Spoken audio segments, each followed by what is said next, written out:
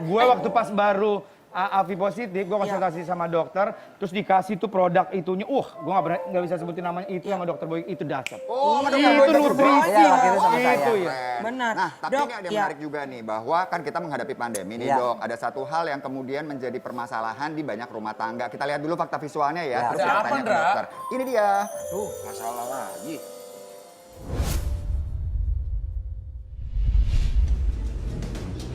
Kantor Pengadilan Agama Jombang, Jawa Timur hampir setiap hari tidak pernah sepi.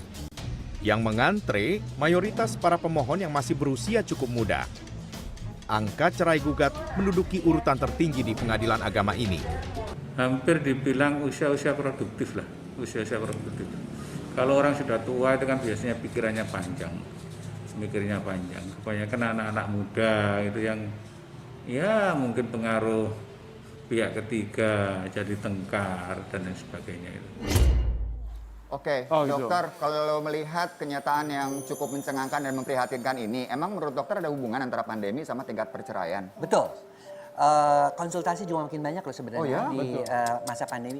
Tapi pertama perceraian itu disebabkan masing-masing pasangan itu egois, tidak mau menerima. Yang terbanyak itu adalah gangguan ekonomi. Ada yang gajinya tinggal 25%, work from home tinggal 50%. Langsung si istrinya nggak mau. Goyang itu ya. Nah, iya benar. Kedua, komunikasi yang nggak nyambung. Selama ini mungkin kalau suami istri kerja pergi hanya ketemu pagi hari. Sekarang makin bete ketemu tiap hari, ketahuan yang asli-aslinya, nggak mau bantuin ngajarin anak, nggak mau bantuin nyuci baju dan sebagainya. Akhirnya main marah-marah, main bentak-bentakan, cerai. Akhirnya jadi ketahuan sebenarnya. Yang sebenarnya. Kadang kan kita pulang kerja nih ya dok. Iya. Misalnya kan udah ada makanan, aduh istri saya masak, pas kita di rumah, wah ternyata dia pesenin online. Nah itu jadi Ketahuan kan dok.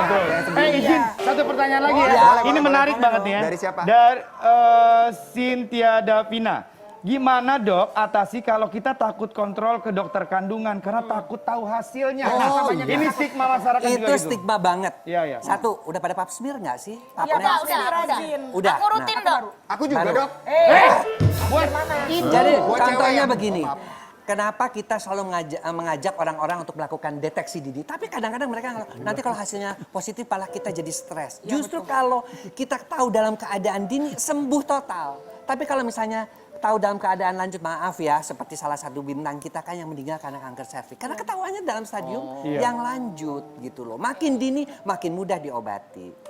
Itu, jadi stigma-stigma itu yang memang harus dijelaskan kepada masyarakat, dihilangkan. Gitu. Kenapa Senin kamu nanya apa sih? Jadi pada saat itu mungkin aku juga sin 2 ya. Tuh Pada kan? saat itu dan itu nggak ada rasanya sama sekali. Tidak ada. Sin 2. Jadi kalau ngerti sin 1, sin 2, sin 3 cancer. Kelainan sitologi derajat 2 sudah mulai dari ringan ke arah sedang. Ya. Radang. Jadi iya. Jadi pada saat Jupe itu barengan sama aku. Cuma aku ketahuannya tuh sin 2. Sin 2, tapi untungnya aku ketahuan sin 2 belum cancer. Nah, Dan itu pada betul saat ya? sin 2 aku pergi ke Singapura langsung operasi, potong ini. Iya. Apa? Ya pokoknya itu deh. Mulut rahimnya dilakukan Potong jadi dia kondensasi. nunggu yang baru lagi. Sin itu apa sih? Takut masyarakat bingung. Tingkatannya ya dok. Itu adalah intraneoplasia, sel intraneoplasia. Apa itu, Dok? Jadi CIN 2 Bakat itu ya? tingkat radang. CIN 1 radang ringan, CIN 2 radang sedang, CIN 3 radang berat, kemudian CA in situ. Ciri-ciri radang apa tuh dok? Ciri-ciri radang nggak ada Nggak ada gejala apa-apa rasanya. tuh. Jadi Hanya tidak ada keputihan rasanya, nggak ada, apapun nggak ada. Nggak ada apapun. Jadi itulah gunanya aku semenjak itu langsung adik-adik aku Iya. semuanya harus setiap 6 bulan sekali minimal ya. 6 bulan sekali kita harus pap smear. Dan Sudah itu kamu bisa- vaksin, kamu vaksin nggak? Aku kanker? vaksin, Oh, tapi kan aku harus gitu. Itu baru-baru cikal sekarang. bakalnya, vaksin, kan? itu cikal bakalnya cancer. Nah, itu bisa disebabkan banyak hal Abi. Kayak contohnya punya anak di usia muda. Betul Ya sekali, kan, menikah makanya di usia kenapa muda. nikah nggak boleh di usia muda. Salah satu resikonya adalah terkena kanker mulut rahim. Idealnya umur berapa untuk wanita? Kalau untuk wanita di atas 20, 19 is oke. Atau pria di atas 25. Kalau pria beda tuh 5 tahun lah, jangan terlalu jaraknya jauh. Karena apa? Karena kematangan psikologinya. Dok, kenapa dok kalau gitu, misalkan Sally. usia, misalkan sorry 19, misalkan wanitanya 18, kenapa dok memang? Resiko satu, panggulnya belum cukup baik. Sehingga seringkali mengalami gangguan proses persalinan. 2, kelahiran prematur. 3, hamil dengan hipertensi. Kemudian keempat juga mengelola anak di umur 19 tahun sementara dia masih main-main, itu juga nggak gampang. Oke,